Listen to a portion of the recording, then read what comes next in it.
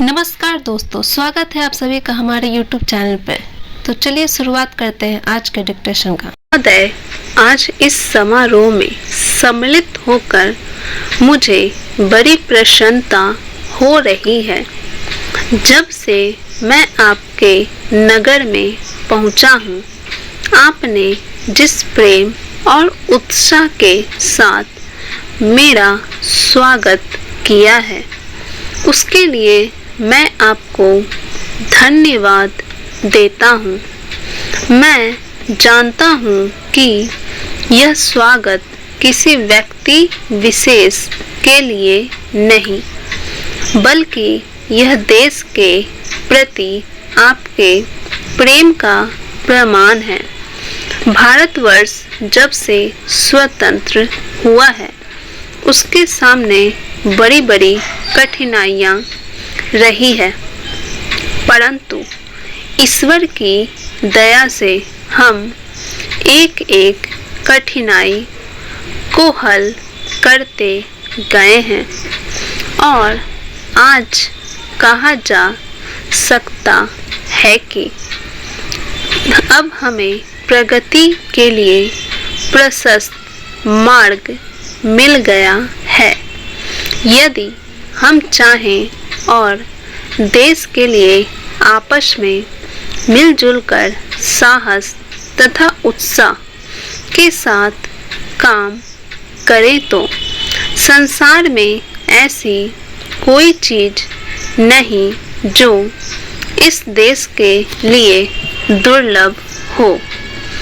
इसलिए एक ऐसे दिन का मनाना जिस दिन देश की उन्नति के लिए एक बहुत बड़ा कदम उठाया गया था, स्वाभाविक ही है। अंग्रेजों के साथ जिस समय स्वराज्य के लिए समझौता हुआ, उस समय उन्होंने और सब चीजों के साथ साथ एक काम और किया, जिसका परिणाम कुछ भयंकर हो सकता था। जहां एक ओर अंग्रेजी राज्य सीधे तौर पर चलता था, वहां दूसरी ओर देसी नरेशों के अधीन 600 से अधिक रियासतें भी थी। ब्रिटिश सरकार ने जाते समय यह घोषणा कर दी कि ये सभी रियासतें अपने को उन सभी शर्तों और बंधनों से मुक्त समझे जो उन्होंने ब्रिटिश सरकार के साथ किए थे, और प्रत्येक का अधिकार है कि वह चाहे तो हिंदुस्तान के साथ अथवा पाकिस्तान के साथ मिल जाए या अपने को स्वतंत्र रखे। एक नीति के रूप में यह बात बिल्कुल ठीक थी, परंतु यदि हमारे देसी नरेशों के हृदय में भी वह देश प्रेम नहीं होता तो उन्होंने दिखलाया तो संभव था कि एक भारतवर्ष के बदले आज भारतवर्ष के कई टुकड़े हुए होते। यह समस्या देश के एक भाग में अब तक तय नहीं हो पाई है और वह भाग कश्मीर का है। उसके लिए हम अभी भी चिंतित हैं। देसी नरेशों के देश प्रेम, उनकी दूरदर्शिता और समय को पहचान कर उसके अनुसार अपने को ढाल लेने की उनकी शक्ति के फलस्वरूप ही भारत के दो टुकड़े हो जाने पर भी विशाल भारतवर्ष आज रह गया है। महोदय, वह उस भारतवर्ष से कहीं अधिक बड़ा है जो कभी किसी भी ऐतिहासिक काल में या उसके पहले किसी एक छत्र शासन के अधीन रहा हो। आप जानते हैं कि भारतवर्ष इतना बड़ा देश है, पर संसार के और बड़े-बड़े देशों की सैनिक शक्ति के सामने उसकी शक्ति बहुत कम है। इंग्लैंड, अमेरिका और रूस की सैनिक शक्ति के सामने हमारी शक्ति बहुत कम है। ऐसी स्थिति में हमारे सामने प्रश्न यह है कि क्या हम किसी के सामने झुक जाएं, किसी के साथ मिल जाएं, या अपने को तटस्थ और स्वतंत्र रखें।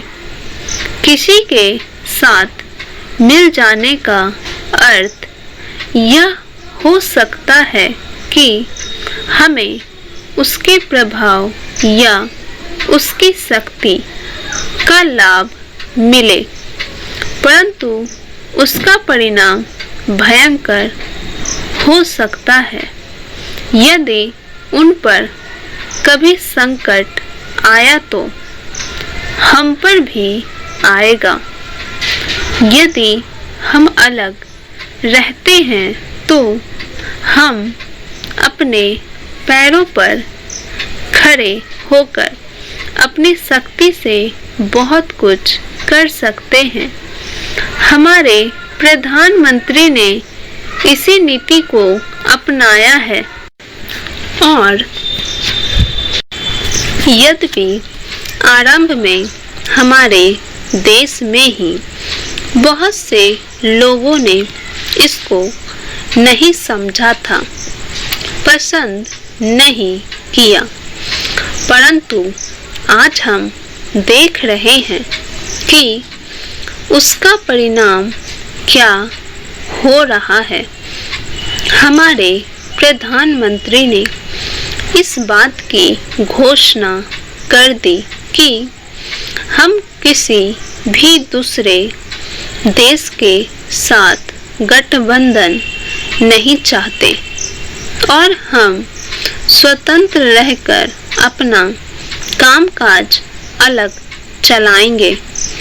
हमारे बहुतेरे लोगों ने यह समझा कि यदि हम किसी बलशाली देश से मिले तो और कुछ नहीं तो कम से कम आर्थिक सहायता तो मिलेगी। जो देश यह चाहते थे कि हम उनके साथ मिले, उन्होंने तो बुरा माना ही। उन्होंने यह नहीं समझा कि हम अपने को अलग रख रहे हैं, न कि उनके विरोधियों के साथ मिल रहे हैं। जैसे जैसे समय बीतता गया, धीरे धीरे उन्होंने भी हमारी विदेशी नीति को समझा। आज संसार के लोग मानने लग गए हैं कि भारतवर्ष अपने दृष्टिकोण पर स्थित है। इतना ही नहीं बल्कि एक नए देश को, जिसे स्वतंत्र हुए अभी 55 वर्ष ही हुए हैं, जो स्थान मिल सकता है उससे कहीं ऊंचा स्थान हमको मिल गया है, और हमारा उत्तरदायित्व भी बढ़ गया है। मैं मानता हूँ कि इसी प्रकार यदि हम महात्मा गांधी के दूसरे सिद्धांतों को भी अपनाएं और उसके अनुसार आचरण करें तो इसका संसार पर बहुत प्रभाव पड़ेगा।